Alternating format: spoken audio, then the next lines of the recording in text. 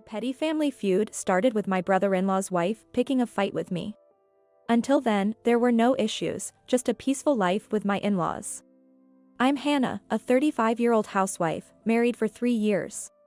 My husband, Roy, is a year older than me and currently runs his father's company.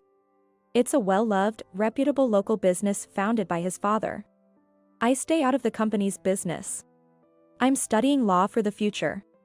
My relationship with my in-laws is good. I moved in with my in-laws right after getting married, but my father-in-law hardly goes to the office now, enjoying socializing with friends, and my mother-in-law works all day in accounting at his company, so they really appreciate my handling of all the housework. Additionally, Roy has an older sister, who is 3 years his senior and works at their father's company with her husband, and a younger brother, 2 years his junior, who works at a friend's company and has moved out. Since I had little interaction with them, there were no issues. The peace was disrupted when Roy's brother, Tyler, married 27-year-old Melissa.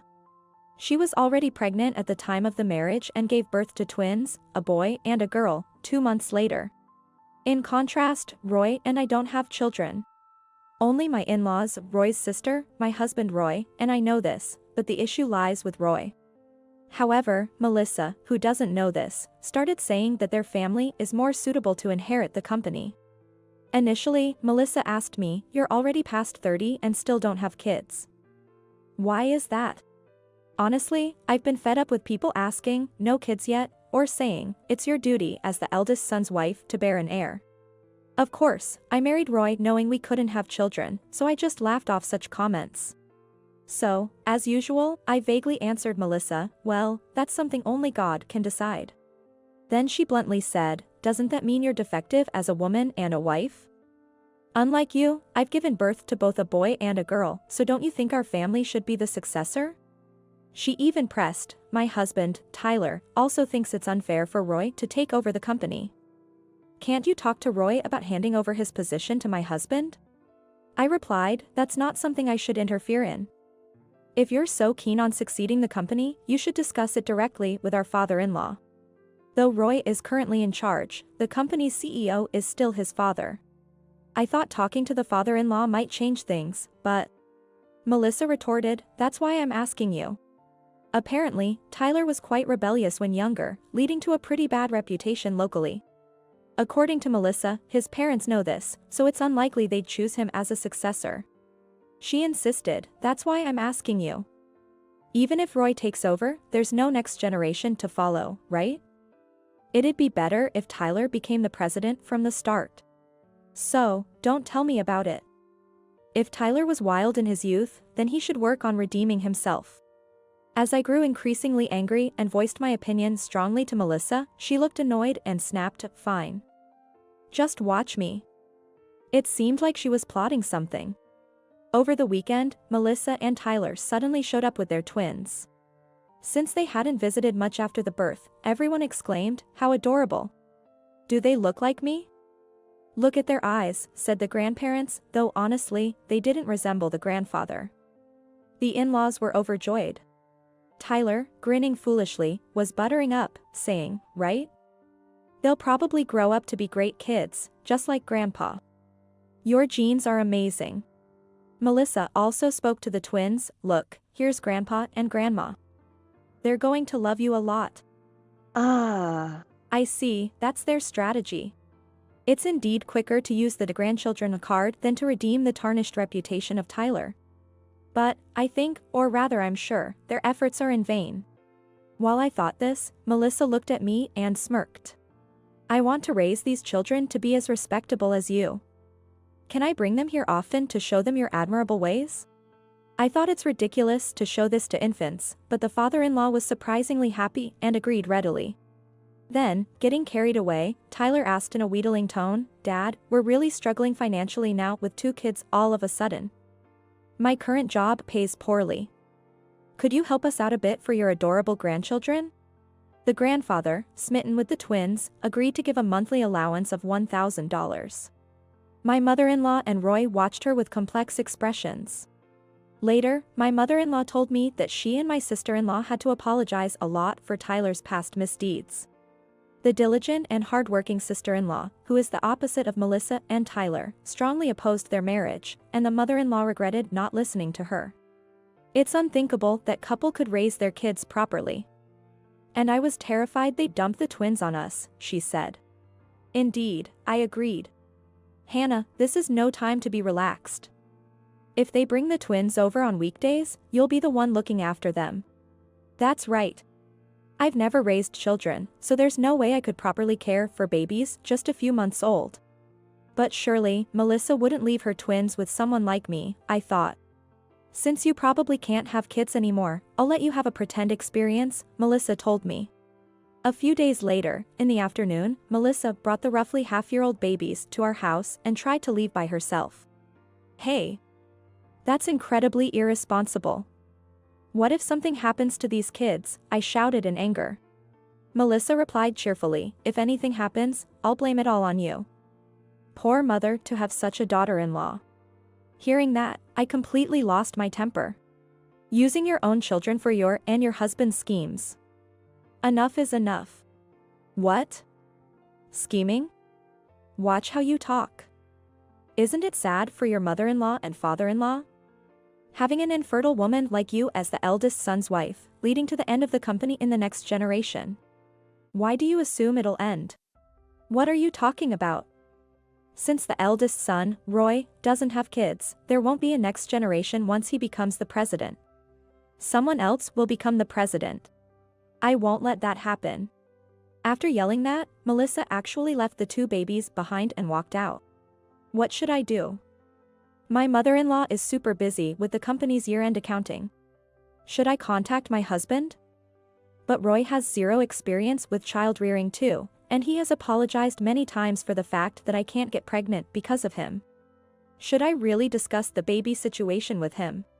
While I was pondering, the two babies started crying almost simultaneously. The father-in-law tried to soothe them but couldn't. Right, my sister-in-law has experience with child rearing. Remembering this, I quickly contacted her, and she came right over. At 10 p.m., a drunken Melissa was greeted by me, my husband, the in-laws, and her husband. My sister-in-law was in another room, making sure the twins didn't wake up. What's going on? Why is everyone here? Melissa was visibly shaken. The mother-in-law asked why she left the children for 7 hours. Oh, that? Hannah insisted on taking care of them and kicked me out. How awful, right? Roy responded to Melissa's smooth lie. I heard all your conversation with Hannah this afternoon. You really talked down my wife. Actually, Roy had been troubled by Melissa's recent behavior and had installed listening devices after her last visit. Melissa was momentarily flustered but then said, isn't it the truth? The eldest son's wife can't even have children. Quiet. That's when the mother-in-law raised her voice. The fact that these two don't have children is something my husband and I have already accepted. It's none of your business. Before marrying, Roy and I had a bridal check at the hospital to see if we could conceive. That's when it was discovered that Roy had a congenital issue preventing us from having children. The mother-in-law cried, apologizing for giving birth to Roy that way. That's why she protected me from Melissa's abusive words. And she kept the fact that Roy was the cause a secret. Her kindness truly touched me. After being scolded by the mother-in-law, Melissa, unable to grasp the situation, turned to plead with the father-in-law. But, we have children. To ensure the company's continuation, the next generation's successor is necessary, right? Right? Then the father-in-law calmly replied. We haven't thought that far. Whoever becomes the next president can decide. Choosing a successor just because they have children is absurd. Hearing this, Melissa and Tyler's expressions changed. So, does that mean Roy is the next president? Tyler almost shrieked. The father-in-law responded. No, I'll let your sister take over. We decided this before you two got married. The brother-in-law couple's faces looked as if they had been hit by a bullet. But, the sister is a woman, Tyler managed to say. The father-in-law cut him off. She has always been excellent academically and popular. Plus, you might not know this, but she had to apologize for your misdeeds. Since then, she's been known locally as polite and dependable. Next to the stunned brother-in-law, Melissa turned her anger towards me. You knew about this, didn't you? Why didn't you tell me? What? I did say, someone else will become the president. I'm not part of their company, so I can't say more than that. Then Roy chimed in. The $1,000 we were giving you was from my pocket. We couldn't use the company's money, and I wanted my dad to enjoy his salary and pension. Plus, I do love my nephew and niece. But after discussing with Dad and my sister, we've decided to stop it from now on. Hearing this, both Melissa and Tyler went pale. What? That's a problem. We're spending so much on childcare. Such excuses didn't work with my husband. What are you talking about? We felt sorry for you saying life was tough, so my sister and I discussed hiring Tyler in our company. When we had a private investigator check as part of a background check, we found out you two often left your kids with your parents to go clubbing. At this revelation, the couple collapsed on the spot.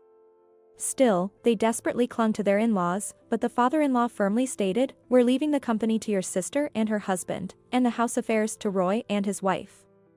Please don't rely on us anymore," and they were left crying. Starting a family feud for nothing. Later, I heard that the brother-in-law couple were discussing divorce. Neither wants to pay alimony nor child support, and the brother-in-law is ranting, "They're not my kids.